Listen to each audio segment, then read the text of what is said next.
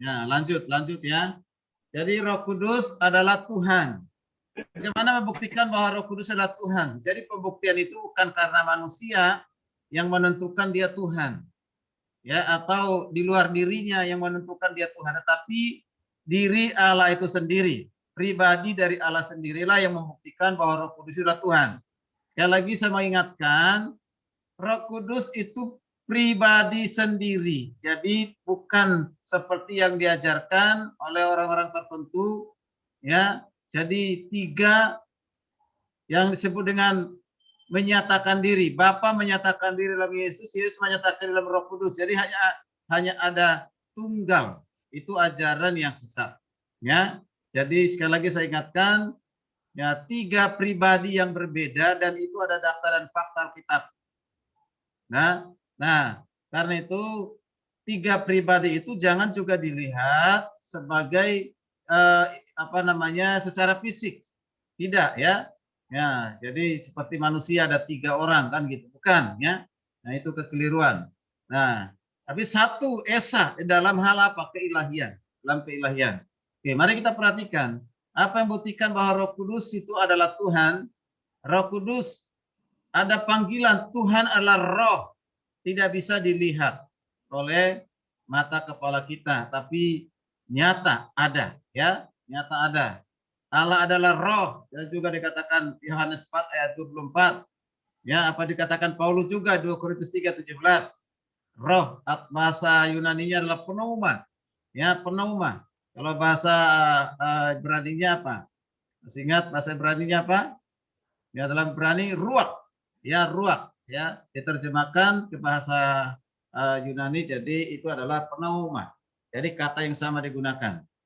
Oke, ini sepertinya saya sudah jelasin minggu lalu ini. Saya hanya mengingatkan saja. Ya, Roh Kudus adalah Tuhan. Mengapa? Karena Roh Kudus itu setara. Ya, disetara atau disamakan. Jadi apa kalau ditanya apa sih setara itu disamakan? Disamakan dengan apa? Ya, disamakan dengan Bapa dan Anak. Ya, bedanya dengan anak, hanya anaklah satu-satunya yang pernah menjadi manusia, hadir menjadi manusia. Bapa tidak, Roh Kudus tidak. Ya, nah itu, ya itu bedanya di situ. Oke, di mana persamaannya? Apa persamaannya? Atau disebut dengan setara atau sederajat? Ya, ini untuk mengkanter yang mengajar pengajar yang mengatakan ada yang lebih lebih rendah, ya, atau lebih tinggi. Ya, jadi ada hierarki. Kita tolak hierarki, ya. Ya, memiliki sifat-sifat ilahi yang sama. Nanti akan kita lihat itu ayat Alkitab yang membuktikan itu, ya. Kemudian melakukan pekerjaan yang hanya bisa dilakukan oleh Allah. Roh Kudus melakukan itu seperti Bapa, Allah pribadi yang Elohim, Elohim pencipta, Yahweh, ya. Kalau diterjemahkan Jehovah dalam bahasa Inggris, kalau Elohim itu kata jamak, ya, itu adalah pencipta. Di Kejadian 1 ayat 1. Nah, Elohim, ya, Elohim. Ya, itu kalau diterjemahkan jadi di dalam bahasa Yunani adalah Theos, Theos, ya. Lalu bahasa Inggrisnya gunakan apa? God, ya, God. Nah, ada sebutan Tuhan huruf kecil T-nya. Ya, huruf T-nya yang besar, yang lainnya huruf kecil. Itu apa? Bukan Yahweh, bukan Elohim, tetapi adalah Adonai. Ya, Adonai. Ya, Adonai itu adalah sebutan nama menunjuk kepada Kristus, yaitu Lord. Kalau diterjemahkan Kurios atau Krios dalam bahasa Yunaninya. Kalau diterjemahkan bukan God, bukan Jehovah, tetapi adalah Lord. Ya, itu menunjuk kepada pribadi yang kedua adalah Yesus. Tapi kalau Roh Kudus tidak pernah disebut dengan Lord, Elohim dan yang lain, tapi nama tersendiri. Roh Kudus atau Roh Allah, Roh Tuhan, ya, Roh Tuhan. Oke. Oke, jadi melakukan apa? Pekerjaan Allah, ya. Oke. Jadi pekerjaan, sifat dan penyejajaran Bapa, Anak dan Roh Kudus menunjukkan bahwa tiga pribadi itu setingkat, ya, setingkat atau setara, ya. Hal inilah membuktikan bahwa Roh Kudus adalah Allah sendiri. Jadi kalau Bapa, Anak dan Roh Kudus setingkat, maka berarti Roh Kudus adalah Allah sendiri, Allah sendiri. Nah, ada yang mengajarkan Matius 28 ayat 19, pergilah jadikanlah semua bangsa muridku, baptislah mereka dalam Bapa, Anak dan Roh Kudus. Urutan itu ya ditafsirkan atau dipandang urutan itu menunjukkan apa? Hierarki. Jadi Bapa lebih tinggi baru Anak dan baru Roh Kudus kan gitu. Itu bukan hierarki. Itu satu nama yang semuanya sederajat ya. Semuanya setara ya, setara. Oke. Dan sama-sama sifatnya adalah uh, netral ya, artinya Roh Kudus itu tidak, minggu lalu Senin 2 minggu yang lalu sudah sampaikan, Roh Kudus itu tidak punya jenis kelamin laki-laki atau perempuan ya, perempuan ya, sifatnya netral, tidak laki tidak perempuan ya. Oke, seperti halnya dengan Allah yaitu Bapa pribadi yang pertama ya. Oke, oke, baik, kita perhatikan Roh Kudus adalah Allah. Bukti Alkitab tentang kelan Roh Kudus. Dalam perbedaan ilahi dari Bapa dan Anak. Kita lihat perbedaannya ya. Roh Kudus meskipun satu dengan Bapa dan Anak juga dibedakan dari Bapa dan Anak. Jadi berbeda ya. Saya sudah jelaskan itu, dalam hal pribadi berbeda, dalam hal keilahian sama. Ya, sama. Anak diutus oleh Bapa dan Roh Kudus, ya diutus oleh Yesus misalnya. Nah, ini kita perhatikan, anak diutus oleh Bapa dan ya anak mengutus Roh Kudus. Nah, jadi mengutus ini jangan sampai diartikan karena tugas mengutus itu adalah berarti yang mengutus lebih tinggi. Kalau kepada manusia mungkin boleh, ya presiden mengutus ya duta ya kan, mengutus menterinya kan gitu ya.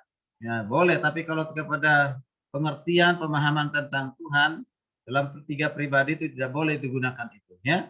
Oke, Roh Kudus turun atas anak sebagai merpati pada saat Yesus dibaptis ya. Ketika suara Bapa berbicara dari surga, inilah anakku yang kekasihi.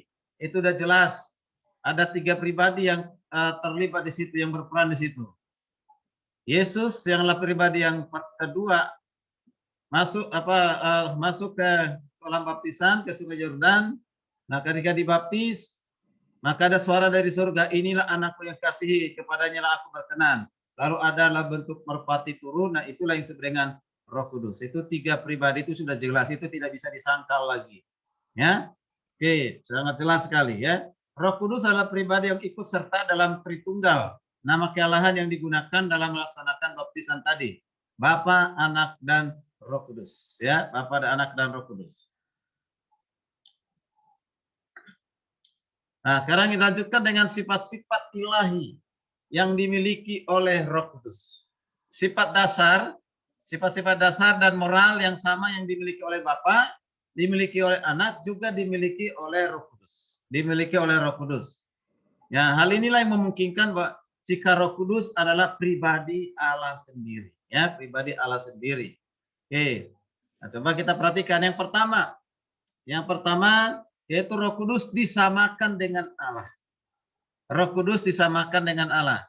Satu pembuktian Alkitabnya itu Kisah Rasul 5 ayat 3 dan 4 ini ya, peristiwa Ananias dan Sapira ya, Ananias dan istrinya ya yang membohongi Tuhan.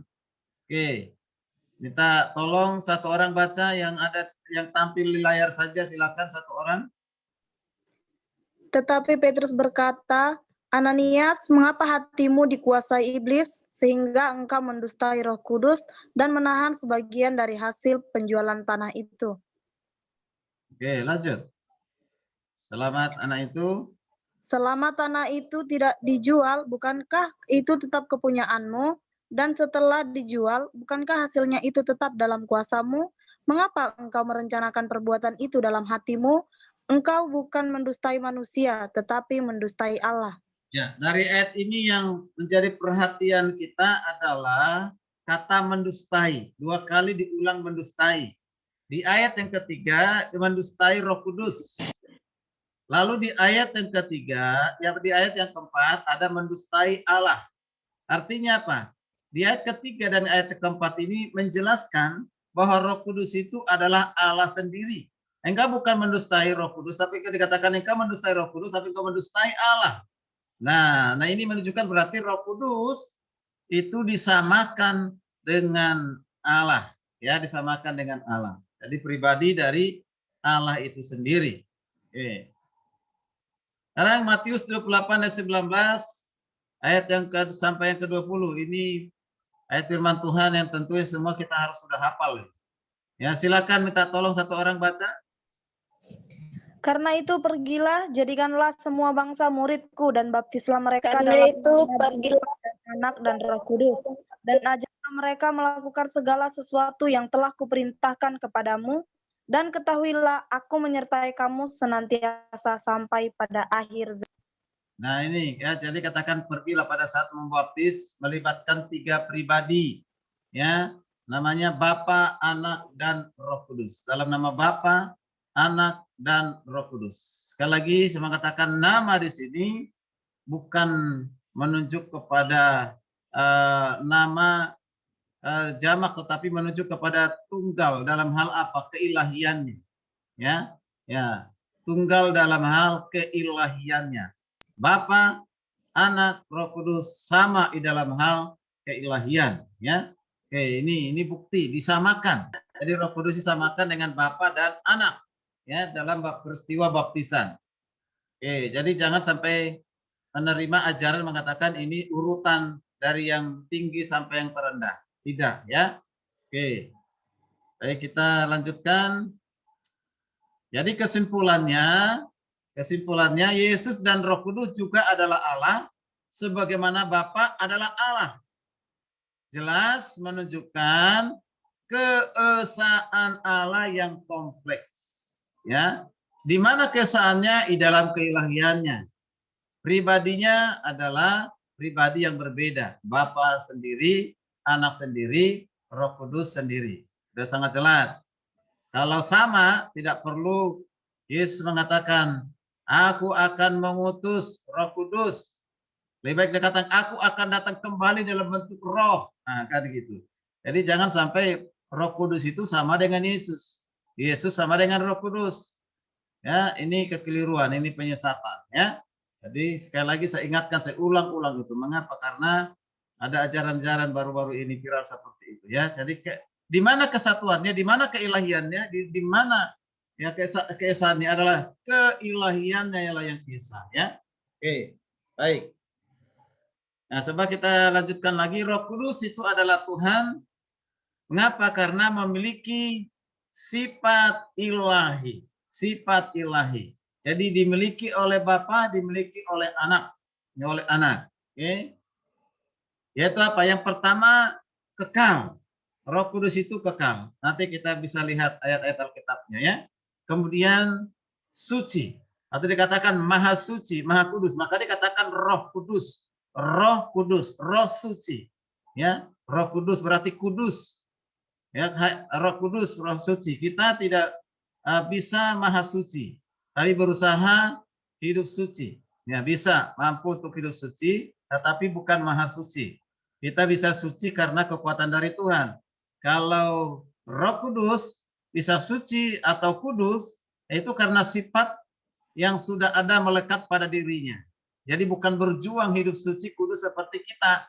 Kalau manusia berjuang hidup kudus suci, dan kita bisa hidup suci kudus karena ada Roh Kudus dalam kehidupan kita. Tapi kalau Roh Kudus suci kudus, karena itu memang sudah sifatnya, ya, sifat dimiliki, ya, sudah melekat pada dirinya. Lalu yang berikut, sifat yang lain apa? Ya, maha hadir.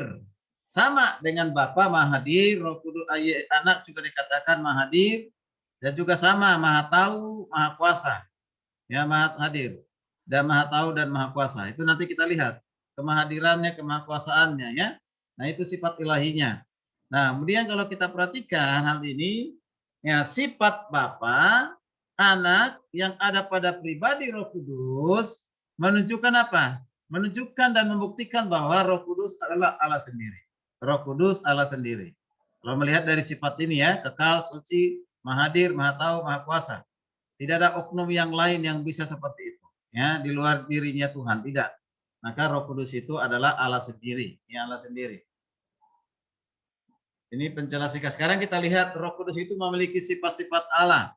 Contoh Mazmur 139 ayat 7 sampai 10. Ini salah satu ayat ya, Alkitab yang membuktikan hal itu. Silakan satu orang baca, bantu saya. Kemanakah aku dapat pergi menjauhi rohmu? Kemanakah aku dapat lari dari hadapanmu? Terus. Ayat selanjutnya, jika aku mendaki ke langit, engkau di sana. Jika aku menaruh tempat tidurku di dunia orang mati, di situ pun engkau.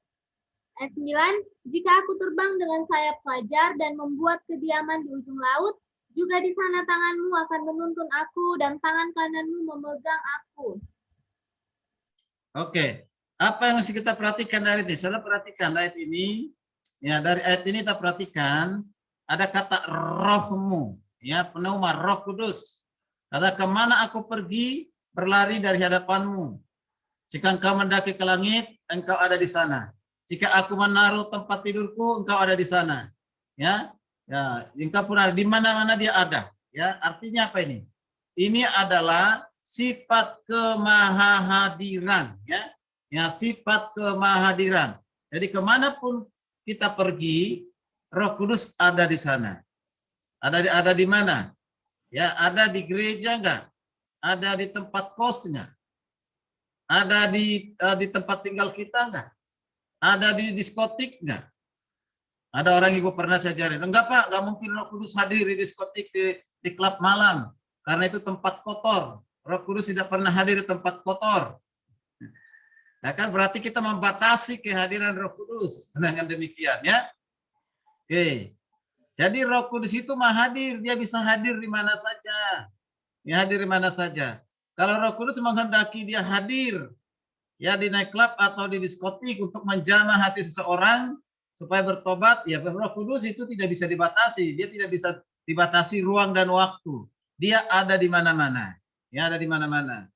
Ya, aplikasinya dalam kehidupan kita, ya supaya kita membuat ya hati kita ini menjadi orang yang takut akan Tuhan karena dia hadir di mana saja. Pada saat kita bekerja, melayani, apapun yang kita kerjakan, kita lakukan, dia hadir. Kita tidak bisa menghindarinya. Ya, tidak ada sesuatu yang bisa disembunyikan. Mengapa? Karena dia hadir di saat kita berbuat dosa, berbuat pelanggaran dan yang lain sebagainya hadir. Karena itu Roh Kudus itu menuntut kita supaya hidup kudus, suci, ya, menjaga kekudusan. Dia hadir, ya. Kadang-kala anak-anak muda yang bergaul, yang masih pacaran, ya, ya, ya. Jadi ini hati-hati, jangan menganggap bahwa Roh Kudus tidak hadir pada saat engkau ada berduaan di tempat kos atau di tempat lain, ya. Hanya berdua di dunia ini, ada Tuhan hadir di sana melalui Roh Kudus. Jadi ingat itu, supaya kita takut akan Tuhan, memelihara hidup dalam kekudusan, ya. Dia hadir di mana saja.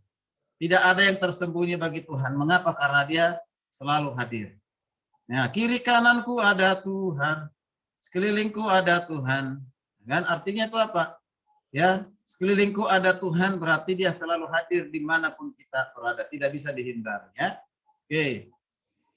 Nah, ada lagi, ku mau di sana, ada pujian segini. Lalu ada ku mau di sini. Nah, kalau orang nggak mengerti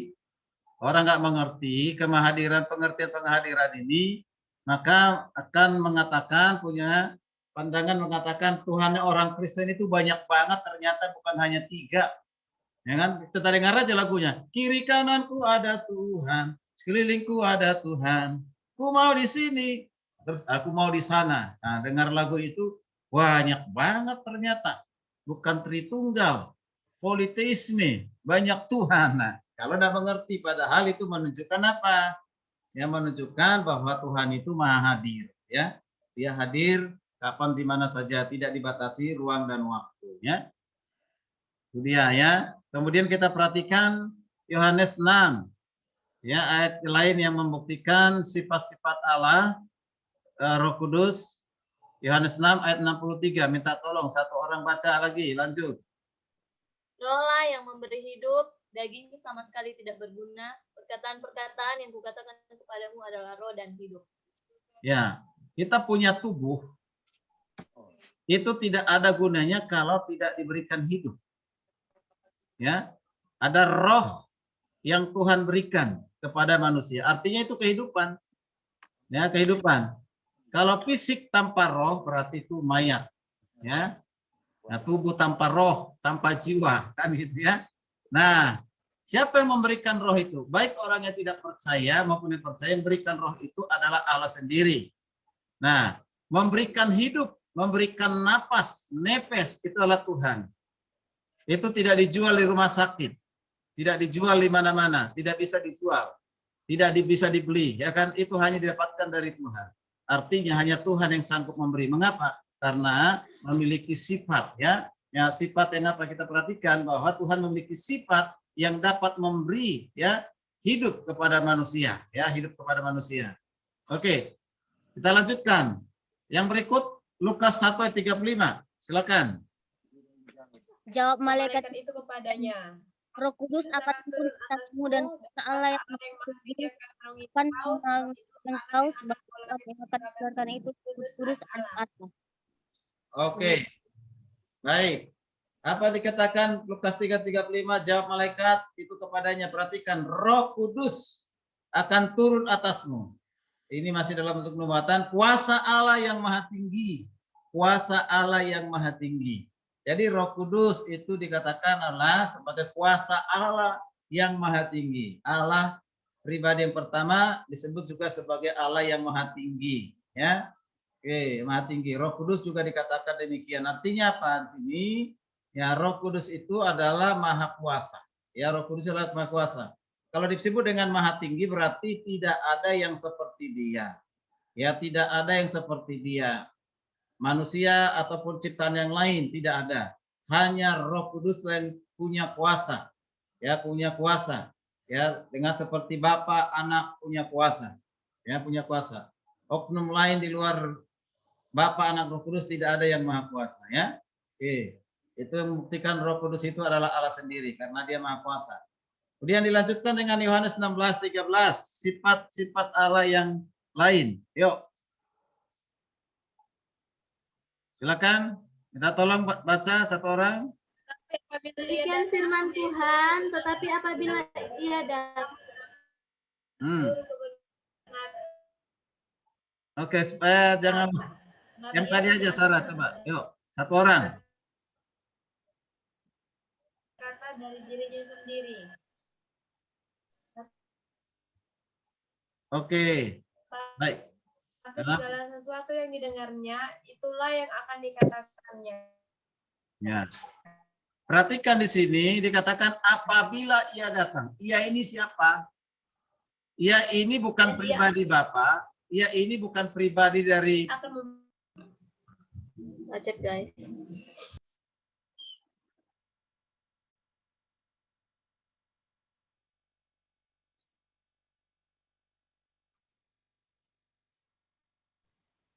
Pak, nggak kedengaran suaranya, Pak. Hermanus. Mana Hermanus itu? Yang buat ini. Hermanus tolong ganti hostnya. Nggak bisa saya share materi nih.